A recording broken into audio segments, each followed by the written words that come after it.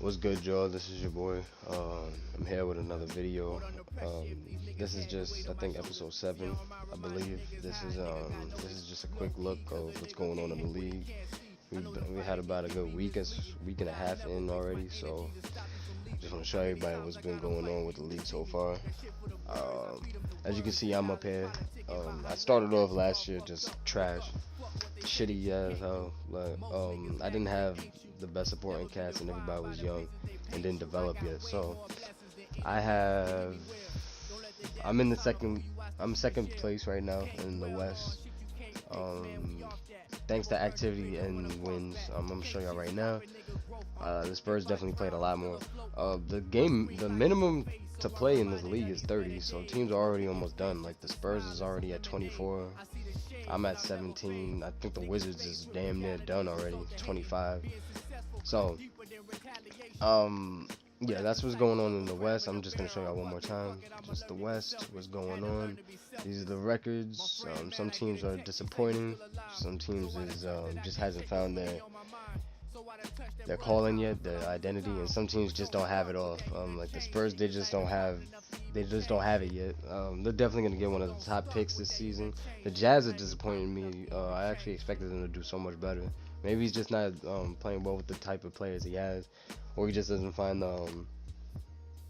the right play style for his play. His play style probably doesn't match with this team. So as I scroll up, I'm gonna go to the East. The 76ers are living up to the hype.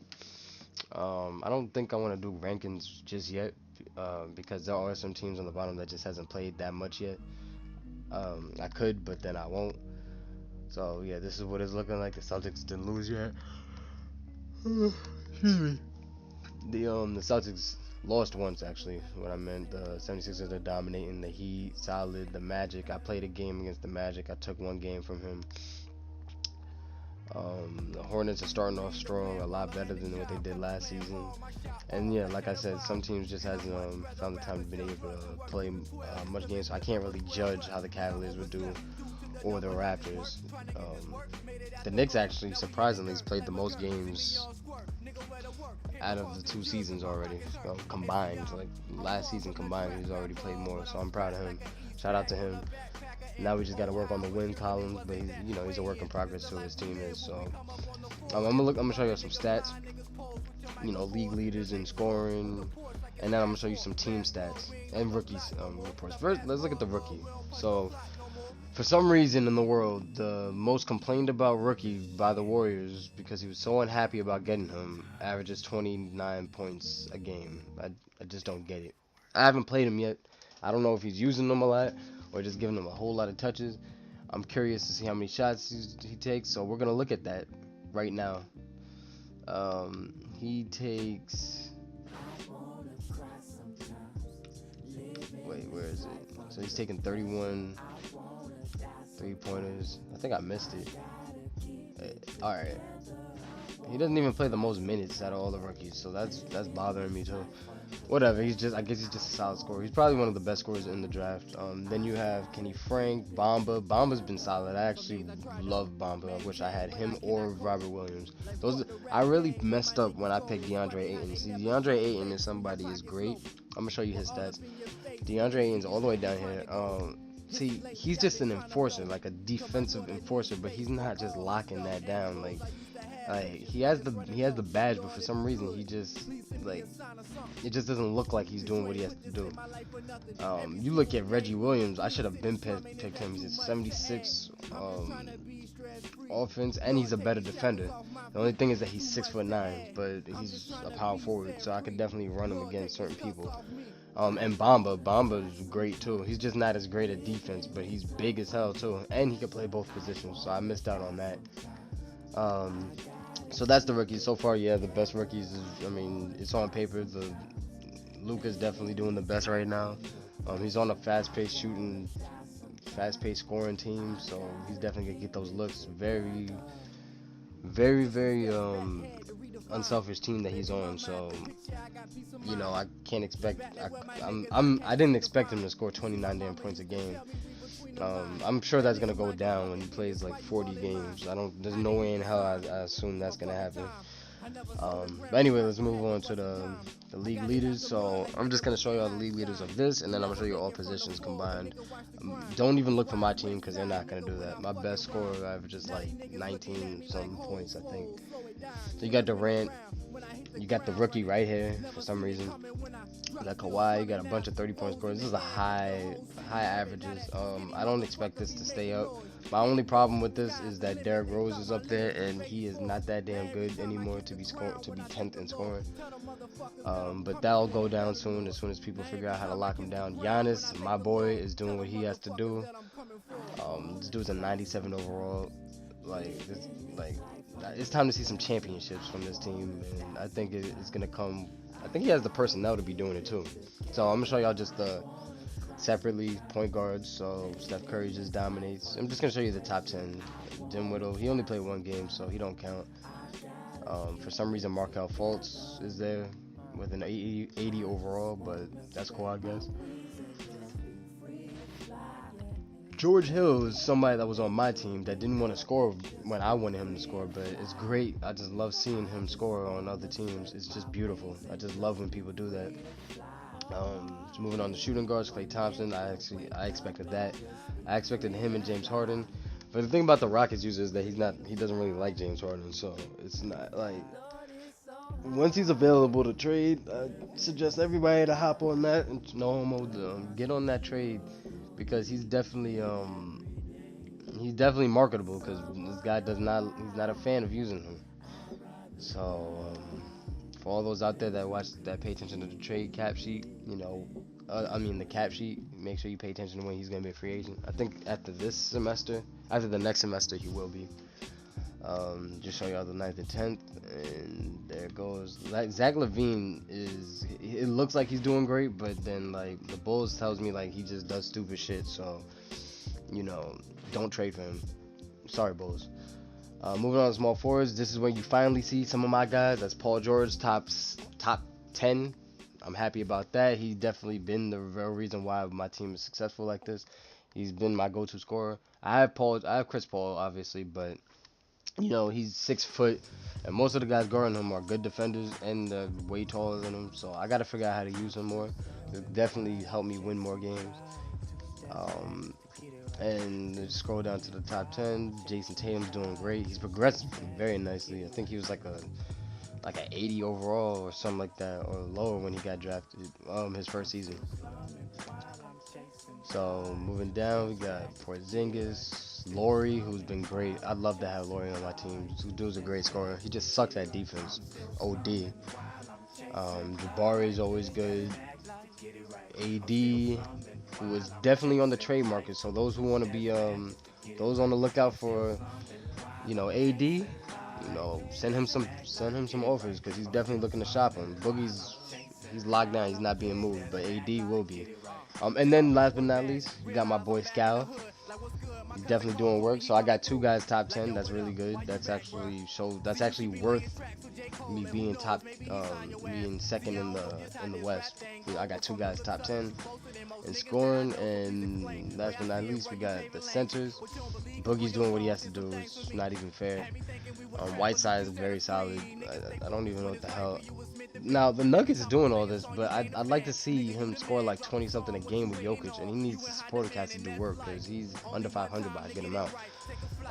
Just as speaking as the Rockets user, this is his self-proclaimed best player on the team, so I can't really say I'm surprised that he's doing this good with Zuki, but whatever. And alright, so I got 3 players top 10, and it's Cantor.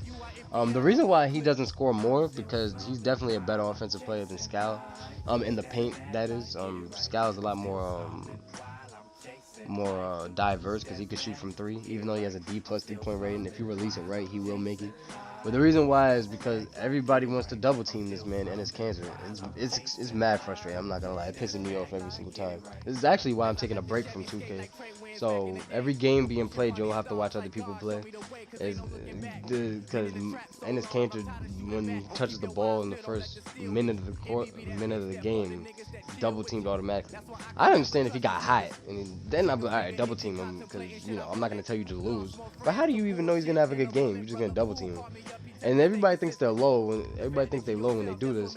They get him double teamed enough, pass up on a lot of possessions, and make him turn the ball over because he's a klutz, or miss out on or just not shoot the ball that much. That makes your guy cold. So when it's time for him to shoot, that's when nobody wants to double team because they already know he's cold. Everybody thinks they low, but I know this shit too. But that's it. Moving on to the team stats is the last thing I want to show. After that, this is the end of the video. Quick as hell. Even though it's been like 10 minutes. So, in terms of wins, I'm gonna show y'all the best teams is winning. I'm 4th place in terms of winning. The Wizards is tops me because he played more. I mean, a win's a win, so he's won more than me. But clearly on the standings, I'm higher than him, regardless if I was on the East or West, because I just played more.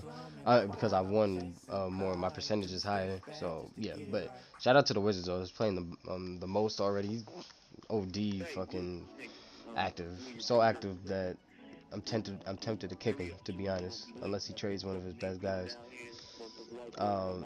But yeah, this is what it looks like in wins. Like I said, there's some teams I really am disappointed in. I definitely expected to see more out of them, but they'll definitely find it. They'll turn it around. It's nothing. The Nets is a tough ass team. They just don't have the personnel. It's fine. Same as the Bulls. They just need that one guy, like Paul George. And in order for him to get Paul George from me, he'll have to definitely give me Laurie.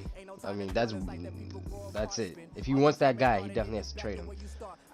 So that's the wins. I'm not gonna show the losses. There's no point. Win percentage. You got the Timberwolves undefeated again. This is exactly how they started last season. They just didn't lose until like the last game, and they lost once. 76ers, they barely lost as well. You got teams well over 500. I'm top 10. I'm top 10 in a lot of shit, to be honest. I guess that shows for why my team is high in the West. The Hornets, for some reason, is top 10 in win percentage. I definitely didn't expect that, but good job to them. The Thunder's a tough team. The Heat is always tough. Points per game, this is where I'm not in. This is exactly why I'm 12-5 and not 12-0, because my scoring is just trash. Not to say I'm just the best, but I'm just saying, like, if my scoring was up there, it'd be a complete different conversation. But you got 119. Damn, this is OD. And the point differential is 19 points. This is for the teams that win a lot, because when you win big. That's a big deal. Same thing for the Timberwolves. They blow teams out. I think I've gotten blown out maybe twice, and that was by the Celtics and the Thunder. Like I said, they started off right, automatically just shut down Cancer and all that, even though I think it's bullshit, because 2K just lets you automatically turn the ball over once you turn double team. But they had the right thought in mind, I guess. The sliders, man, they be killing me, because my open man will not make the shot, so I can't even punish them. But these guys, they win very well with their point differential, but points per game, I'm all the way down here. I'm probably like last. Yeah, see, I average 81 points. That's nothing. But if you want to go to that, you go to wait. All right, I'm gonna reverse it. So it should show me as the top. I allow the least amount of points per game out of every team. By the closest one after that is like damn near 5 points. So I have the stingiest defense. I have that old school. I have that Chicago Bulls team with Joakim Noah, Derrick Rose. I have that with Tom Thibodeau. I have that stingy defense. One of the stingiest or the Frank Vogel Indiana Pacers defense. I have that type of defense right now. Even though I got blown out twice. But I definitely don't give up that many points. But the thing is that I don't win like that. I definitely could be doing a lot better, because my point differential is 3 points. That's not a lot. Like I cut it close a lot. Too much for comfort. So I gotta work on finishing it up. But fixing that order. Other than that, actually, let me just show you some other teams that do it. Like the Pistons, they gotta turn it around with their see, they're 6-8. They just have to flip this. If they could just flip the points per game versus the points allowed, it's pretty solid. Like, if you give up more points than you score, then you typically do lose more. I mean, it's pretty simple. It's quick maths right there.